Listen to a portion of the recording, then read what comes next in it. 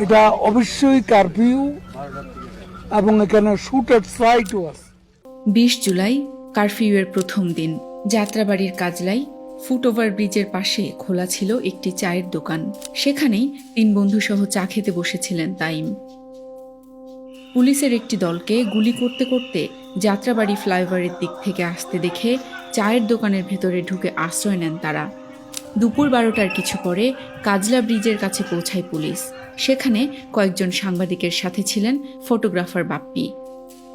ঘটনাস্থলে এসে দোকানের শাটারের নিচের অংশে কিছুটা ফাঁকা দেখে পুলিশ সদস্যদের কয়েকজন সেটি টেনে তোলেন। ভেতরে তাইম ও তার বন্ধুদের দেখে টেনে বাইরে নিয়ে আসেন। এ সময় বেশ কয়েকটি ছবি তোলেন বাপ্পি। এর পরের ঘটনা সকলেরই জানা। ২৩ জুলাই শেষ হয় দেশব্যাপী ৫ দিনের ইন্টারনেট ব্ল্যাকআউট। সীমিত ইন্টারনেট অ্যাক্সেস ফিরে আসলে আগের সপ্তাহের পুলিশের নৃশংসতার নানান ফুটেজ ছড়িয়ে পড়ে সোশ্যাল মিডিয়ায়। তারই একটি ছিল তাইমের ফুটেজ। রাস্তার পাশে আহত অবস্থায় পড়ে থাকা এক তরুণের বুকে উপর্যুপরি গুলি চালাচ্ছেন অস্ত্রধারী এক ব্যক্তি। পুলিশের জটলার ভেতর থেকে বের হয়ে এসে এভাবে গুলি ছোড়ার কায়দা দেখে বোঝা যায় তিনিও আইনশৃঙ্খলা বাহিনীর সদস্য। গুলিবিদ্ধ সেই তরুণ ছিলেন ইমাম হাসান তাইম, নারায়ণগঞ্জের সরকারি আদমজীনগর এমডব্লিউ কলেজের দ্বাদশ শ্রেণীর শিক্ষার্থী। নেত্র নিউজ ও বাংলাদেশ প্রোটেস্ট আর্কাইভ এই হত্যাকাণ্ডের আগের ও পরের বিভিন্ন ছবি ও ফুটেজ বিশ্লেষণ করেছে। ঘটনাস্থলে উপস্থিত ৪ জন সাংবাদিক সহ প্রত্যক্ষদর্শীদের বর্ণনা এবং নথিপত্র যাচাই করে দেখেছে। খুঁজে বের করার চেষ্টা করেছে ওই দিন ঘটনাস্থলে আসলে কি ঘটেছিল এবং পুলিশের কোন কোন সদস্য সরাসরি এই হত্যাকাণ্ডে জড়িত ছিলেন।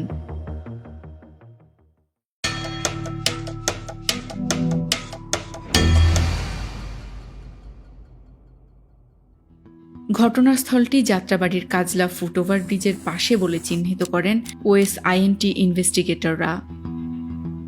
চিহ্নিত করা হয় ভাইরাল ভিডিওতে দৃশ্যমান গুলি চালানো ব্যক্তিটিকেও। তিনি যাত্রাবাড়ি থানার তৎকালীন ওসি জাকির হোসেন। ডিলিট করার আগেই জাকিরের ফেসবুক অ্যাকাউন্ট থেকে বাংলাদেশ প্রোটেস্ট আর্কাইভ বেশ কিছু ছবি সংগ্রহ করে।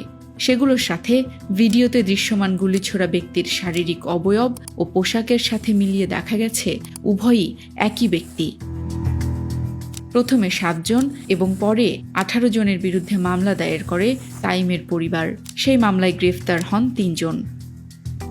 মামলার প্রথম আসামি জাকির হোসেন এখনও পলাতক। বাকিরা কোথায় আছেন সে সম্পর্কে নিশ্চিত কোনো তথ্য পাওয়া যায়নি। তবে তাইমকে লক্ষ্য করে জাকিরের আগে অন্য একজন পুলিশ কর্মকর্তাও গুলি ছুড়েছিলেন বলে নিশ্চিত হয়েছে নেত্র নিউজ এবং বাংলাদেশ প্রোটেস্ট আর্কাইভ। পুলিশের গুলি থেকে তাইমকে বাঁচানোর চেষ্টা করতে গিয়ে গুলিবিদ্ধ হয়েছিলেন তাইমের বন্ধু রাহাত হোসেন। তিনি বলেন তাইমকে ২ দফায় গুলি করা হয়েছিল। লিটন টি স্টোর যেটা তাইম আর সারিয়ার বসা ছিল, মেয়র হানিফ ফ্লাইওভারের উপর থেকে পুলিশ হঠাৎ এপিসি গাড়ি থেকে গুলি, মানে চতুর্দিকে পাখির মতো গুলি করতেছে পুলিশ। ওই সময়টাতে আমি তাইম বা আর যারা ছিল তারা সবাই দৌড়ে দোকানের ভিতরে ঢুকে গেছি। দোকানের ভিতরে ঢুকে গেছি, শাটারটা ক্লোজ করে দিয়েছি। ২৫ থেকে ৩০ জন পুলিশ সদস্য এবং আওয়ামী লীগের সন্ত্রাসী লোকজন আমাদের ৪ দোকানের সামনে আসলো। তারাই হচ্ছে গিয়ে শাটারটারে খুলে হাত দিয়া আমার বাম হাত ধরে বাইরে টান দিল, ইচ্ছা মতো পিটাইছে আর কি, মানে যা বলার মতো ভাষা নাই। তারপরে সেকেন্ড টাইম তাইমরে টেনে বের করছে। ট্রেনে বের করার পরে হচ্ছে গিয়ে তাইমরও ইচ্ছা মতো পিটাইছে ৪-৫ জন পুলিশ সদস্য। একটা পর্যায়ে দৌড় দিছে, প্রথম শুটটা করা হয় তার বাম পায়ে, সেকেন্ড মুহূর্তে ওকে আর কি সেকেন্ড বুলেটটা করা হয় তার কোমরের লেগে, বুলেটটা সামনে দিয়ে বের হয়ে যায়। যখন পড়ে যায় ওই স্পটে, তখন আমি তাকে দৌড়ে গিয়ে ধরি।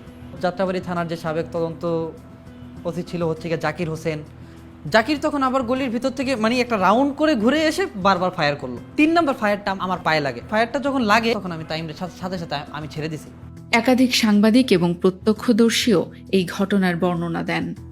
যে লিটনের চায়ের দোকান যেখানে ইমাম হাসান তাইমকে হত্যা করা হয়েছে, সেখানে গিয়ে পুলিশ অবস্থান নেয়। তারা দোকানের ঝাঁপ খুলে, শাটার খুলে দোকানের লোকজন আছে মনে করে বা পিকেটের আছে মনে করে তারা এটা ভেঙে ফেলে। সেখান থেকে তারা ওদেরকে মারতে মারতে বের করে। প্রথমে বের করে হচ্ছে ইমাম হাসান তাইমকে এবং তার বন্ধুকে। কিছুক্ষণ পরে ইমাম হাসান তাইমকে গুলি করা শুরু করে। এটা অস্ত্র ছিল সম্ভবত যে চাইনিজ রাইফেল বাকি এই টাইপের যে এতটুকু সাইজটা। এরপরে বাকি যে গুলিগুলো করে সেটা হচ্ছে যাত্রাবাড়ি থানার ওসি তদন্ত জাকির হোসেন। প্রথম একটা গুলি বা সেকেন্ড গুলিতে সে পড়ে যায়, পিছনে তার সহযোগী তাকে সেভ করে চেষ্টা করে, তাকে উঠানোর চেষ্টা করে, কিন্তু সে উঠতে পারে না। বাপ্পি এবং রাহাতের বক্তব্যের প্রমাণ মিলেছে ছবিগুলোতেও। চায়ের দোকানের শাটার তুলে তাইম এবং তার বন্ধুদের বের করে আনে পুলিশ। এ সময় একজন পুলিশ সদস্যকে বন্দুক তাক করে আক্রমণাত্মক অবস্থায় দেখা যায়। ছবি তোলার কারণে বাপ্পির দিকেও বন্দুক তাক করে ধরেন ওই পুলিশ সদস্য। পুলিশের একাধিক সূত্র দাবি করেছে ছবির এই পুলিশ সদস্যটি যাত্রাবাড়ি থানার তৎকালীন এসআই সাজ্জাদুজ্জামান। তিনি তাইম ও তার বন্ধুদের চায়ের দোকান থেকে বের করে আনেন বলে নিশ্চিত করেন বাপ্পি। বন্দুক তাক করে আমাদের দিকে, সাংবাদিকদের দিকে তাক করে, যদিও গুলি করেনি, কিন্তু তাৎক্ষণিক আমি খুব বিনয়ের সহিত চেষ্টা করি তাকে ওখান থেকে বেরিয়ে আসতে। কিছুক্ষণ পর তাইমকে লক্ষ্য করে প্রথম গুলিটি করেন। পুলিশ সদস্যের হুমকির কারণে কয়েকটি ছবি তোলার পর আর ছবি তোলার সুযোগ পাননি বাপ্পি। তাৎক্ষণিক আমাদেরকে থ্রেট দেওয়া হয় আমরা যাতে এগুলো না করি, মানে ছবি না তুলি আর কি। আমি খুব ভীতগ্রস্ত একটু হয়েও 5-7টা ছবি তুলে সরে যাই। তখন দেখলাম যে আমরাও এখানে নিরাপদ বোধ করছি না। প্রথম গুলিটি শটগানের বলে নিশ্চিত করেন রাহাত। গুলিটি সাজ্জাদ করলেও তার ধারণা জাকির এবং সাজ্জাদের বাইরেও আরও একজন অফিসার গুলি করেছিলেন, যেটি তাইমের কোমর ভেদ করে বেরিয়ে যায়। তবে সেই পুলিশ সদস্য ও অস্ত্রটি তিনি স্বচক্ষে দেখেননি। ঘটনাস্থলের বিভিন্ন ছবি ও ফুটেজ বিশ্লেষণে দেখা যায় উপস্থিত পুলিশ সদস্যদের হাতে অন্তত 2 ধরনের অস্ত্র রয়েছে। তবে 21 জুলাই 2024-এর ময়নাতদন্তে মরদেহে শুধু প্যালেট ইনজুরির কথা বলা হয়। আপনি আমাকে যে ছবিগুলো পাঠিয়েছেন, এখানে তৃতীয় এবং চতুর্থ ছবিতে যে দেখা যাচ্ছে একজন আন্দোলনকারীকে একজন পুলিশ সদস্য লাঠি দিয়ে আঘাত করছে, আর তার ঠিক উল্টা দিকেই সিভিল ড্রেসে আরেকজন পুলিশ সদস্য তার হাতে মানে ওই শটগান নিয়ে ওই আন্দোলনকারীর দিকে তাক করে দাঁড়িয়ে আছে। আর একটু দূরে, অর্থাৎ এই ছবিতে আপনি যদি একটু তাদের পেছন দিকে একটু তাকান, যে একটা বোঝা যাচ্ছে একটা দোকানের সামনে অনেকজন পুলিশ সদস্য জটলা করে দাঁড়িয়ে আছে এবং যারা অর্থাৎ ক্যামেরার দিকে যারা পেছন ফিরে দাঁড়িয়ে আছে, ওখানে দেখা যাচ্ছে যে একজন পুলিশ সদস্যের হাতে একটা রাইফেল, এবং এই রাইফেলটা হচ্ছে যেটাকে আমরা বলি যে 7.62 মিলিমিটার রাইফেল টাইপ 56, যেটাকে আরো কথ্য ভাষায় আমরা সেনাবাহিনীতে বা পুলিশও এটাকে চায়না রাইফেল বলে সবাই ডাকে, বা চাইনিজ রাইফেল। এটা হচ্ছে গিয়ে 7.62 millimetre, which is a lethal weapon. এটা কিন্তু একদম প্রাণঘাতী অস্ত্র। তাইমের পরিবারের করা মামলায় সাজ্জাদুজ্জামানের নাম না থাকলেও 2025-এর মার্চে পুলিশের বিশেষ শাখা পিবিআইয়ের একটি তদন্ত প্রতিবেদনে তাইম হত্যায় সাজ্জাদুজ্জামানের সংশ্লিষ্টতার তথ্য উঠে আসে। এর পরপরই তাকেও এই মামলায় গ্রেফতার করা হয়। গুলিবিদ্ধ অবস্থায় উপস্থিত কয়েকজন তাইমকে হাসপাতালে নেওয়ার চেষ্টা করেছিলেন, কিন্তু তাতে বাধা হয়ে দাঁড়িয়েছিলেন পুলিশ সদস্যরা। একজন পায়ে ধরেন, পায়ে ধরেন, পায়ে ধরেন। টাইমের বডি কি রাস্তায় শুয়ে আছে। আমি যেখান থেকে দেখতেছি ওইখান থেকে মেইন রোডটা বেশি দূরত্ব না, তো মেইন রোডেও পুলিশ ছিল, তো যার কারণে আমি একটু লুকায়া লুকায়া দেখতেছি। তারপর হচ্ছে টাইমকে একটা ভ্যান গাড়িতে তোলা হয়, থানার দিকে যাওয়ার চেষ্টা করি যে দেখি কই নিয়ে যায়। আমরা ওই পাশ থেকে দেখি যে থানার গেটের সামনে 5-6 জন পুলিশ আর কি গোল হয়ে আছে।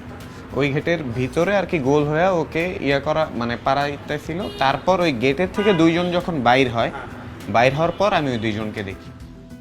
গুলিবিদ্ধ হওয়ার খানিক পরে মৃতপ্রায় তাইমকে একটি রিকশা ভ্যানে তুলে দেয় পুলিশ। এরপর সন্ধ্যায় হাসপাতালে গিয়ে ভাগ্নের লাশ শনাক্ত করেন খালা শাহিদা বেগম ও বাবা পুলিশের তৎকালীন পরিদর্শক ময়নাল হোসেন। ওর ভাই সিলেট থেকে আমাকে ফোন দিছে, ফোন দিয়ে বলতেছে যে আন্টি তাইম বলে গুলি খাইছে, তুই তাড়াতাড়ি ঢাকা মেডিকেলে যা। আমার পরনে যা ছিল আমি তাই বের হয়ে গেছি। আমি ঢাকা মেডিকেল গিয়ে পৌঁছাইলাম। পৌঁছানোর পরে ওর বাবারে আমি ফোন দিলাম যে ময়নাল ভাই টাইম তো বলে গুলি খাইছে, আপনি একটু আসেন, রুগীর গার্জিয়ান খুঁজতেছে। তারপর যখন তাইমের বাবা আসলো, তখন এই এলাকার মধ্যে যতটা আইসিইউ ছিল, হসপিটালের মানে রুগী ভর্তি ছিল, প্রত্যেকটা ওয়ার্ডে দৌড়াদৌড়ি করে ঘুরে দেখলাম। ও দেখলো, আমরাও দেখলাম, কিন্তু তাইমরে পাইলাম না। তারপরে ওনারা গিয়ে বললো যে আপনারা মর্গে যান। মর্চুয়ারি একটা মর্গ আছে ওই পিছনে, দরজা খুলে দিছে যে তাইমের লাশ মাটিতে শোয়া রাখছি। ছবি দেখে পুলিশের এসি নাহিদ ও তানজিল ঘটনাস্থলে ছিলেন বলে নিশ্চিত করেছেন রাহাত। সাজ্জাদ বা হচ্ছে গিয়ে জাকির বা হচ্ছে গিয়ে এসি তানজিল ছিল। ছবি দেখার পরে আমি তাদেরকে শনাক্ত করছি আর কি। ট্রাইব্যুনালে মামলা করার পরে আসামিদের বিরুদ্ধে যখন ট্রাইব্যুনালের কাছে প্রমাণ দেওয়া হলো তাদের সংশ্লিষ্টতা, তখন ট্রাইব্যুনাল 4 জনের নামে অ্যারেস্ট ওয়ারেন্ট জারি করলো।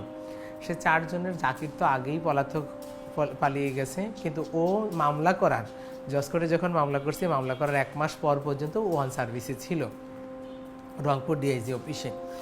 তারপরে আমাদের আরও অন্য আসামি, যেটা এজাহারভুক্ত আসামি এবং তাদের স্যাংশন ছিল, আপনার হয়েছে গিয়া এডিসি শামীম, তারও স্যাংশন ছিল। সে মনে করেন মামলা করেছি আমরা 20 আগস্ট, সে 17ই সেপ্টেম্বর পর্যন্ত অন সার্ভিসে ছিল।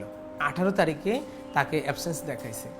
তাহলে বলেন, আসামিদের স্যাংশন আছে, আসামিদের অ্যারেস্ট ওয়ারেন্ট আছে, গ্রেফতার করেনি।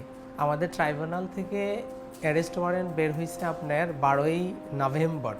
আমি 14ই নভেম্বর ডিআইজি রেজা স্যারকে ফোন দিয়ে বললাম, স্যার আমার আসামিগুলো এখানে চিহ্নিত, গ্রেফতার করেন।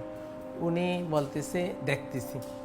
তারপর 15ই নভেম্বর আমি আবার ওনাকে ফলো আপ নেওয়ার জন্য ফোন দিলাম। উনি বলতেছে তোমার আসামিগুলো তো পালিয়ে গেছে। ওনার কল কেটে আমার যে আসামিদের নাম্বার ছিল আমি তাদের ফোনে কল দিলাম। তখন তাদের সাথে আমার কথা হলো, ওনারা 5 সেকেন্ড হ্যালো হ্যালো বলেছে। তারপরে ফোন ওপেন, তারা হ্যালো বলতেছে, তাদেরকে ট্র্যাকিং করে ধরা সম্ভব। তখন আমি তাদের ফোন, আসামিদের ফোন কেটে আবার আমি ডিআইজি রাজা স্যারকে আবার ফোন দিলাম যে স্যার আপনি বলতেছেন তারা পালিয়ে গেছে, তাদের সাথে আমার এখনই ফোনে কথা হলো, আমি স্ক্রিনশট দিলাম। তখন উনি বলতেছে তার ডেজিগনেশন কি? আমি বললাম এডিশনাল এসপি। ও আচ্ছা দেখতেছি। এটা বলে মনে হয়, আমার যেটা মনে হয়, সে মনে হয় তাদেরকে ফোন দিয়ে বলে দিছে এই তোদের ফোন খোলা আছে। এরপরে যখন আমি আবার 10 মিনিট পরে ফোন দিলাম, ফোন সুইচ অফ, বন্ধ ছিল। তারা 21শে নভেম্বর পর্যন্ত অন সার্ভিসে ছিল। তাহলে বলেন, আমি সর্বোচ্চ মহল, আইজি অফিস, স্বরাষ্ট্র মন্ত্রণালয়, ডিআইজি, এমন কোনো দপ্তর বাদ নাই যে জানাইনি আমার আসামিগুলো এখানে আছে, অন সার্ভিস আছে, তাদেরকে গ্রেফতার করেন। ডিআইজিকে জানানোর পরও 4-5 দিন এবং তাদের অ্যারেস্ট ওয়ারেন্ট আছে আন্তর্জাতিক অপরাধ ট্রাইব্যুনাল থেকে। 21শে নভেম্বর পর্যন্ত তাদের অন দ্য লোকেশনে, যেখানে তাদেরকে ট্রান্সফার দেওয়া হয়েছিল, একটা ঝিনাইদহে আর একটা হচ্ছে র্যাব 8 বরিশালে, সেখানে তাদের ফোন লোকেশন ছিল এবং তারা ওখানে প্রেজেন্ট ছিল, অন সার্ভিসে ছিল। তাহলে এটা কিভাবে আপনি, হাউ ইউ হ্যাভ ডিফাইন্ড ইট? পরিবারের ছোট ছেলেকে হারিয়ে শারীরিক ও মানসিকভাবে ভেঙে পড়েছেন তাইমের বাবা ময়নাল হোসেন ও মা পারভিন আক্তার। হত্যার 1 বছর পেরিয়ে গেলেও আসামিদের গ্রেফতারে সরকারের সংশ্লিষ্ট সংস্থাগুলোর ব্যর্থতা মেনে নিতে পারছেন না তাইমের পুলিশ পরিবারের সদস্যরা। পৃথিবীতে একটা পিতার কাছে ভারী বসছিল তার সন্তানের লাশ তার কাঁধে উঠানো। আর তাইম ছিল আমাদের সবার আদরের, সবার ছোট ছিল। আমি থাকতাম সিলেটে, আরেকজন বিদেশে। আম্মু তাইমকে নিয়েই থাকতো, আব্বু তো অফিসে থাকতো। তাইম আম্মুর ধরতে গেলে একদম হেল্পিং হ্যান্ড হিসাবে একদম ছোট ছেলে থাকতো। স্টিল নাও, এখন পর্যন্ত সে ট্রমাটাইজ। যখন মন চায় সে চলে যায় তার কবরের কাছে। আজকেও চলে গেছে তার কবরের কাছে, কালকে রাতে মনে হয় ওকে দেখেছে। তো যেই দিনে দেখে সেই দিনে উঠে আম্মু তার কবরের কাছে চলে যায়। আর আব্বু খুব মানসিকভাবে ভেঙে পড়েছে। আব্বু একটা মাইনর একটা স্ট্রোক করেছে তাই মারা যাওয়ার পরে। এ বিষয়ে পুলিশ হেডকোয়ার্টারের বক্তব্য জানতে চাওয়া হলেও কোনো জবাব পাওয়া যায়নি।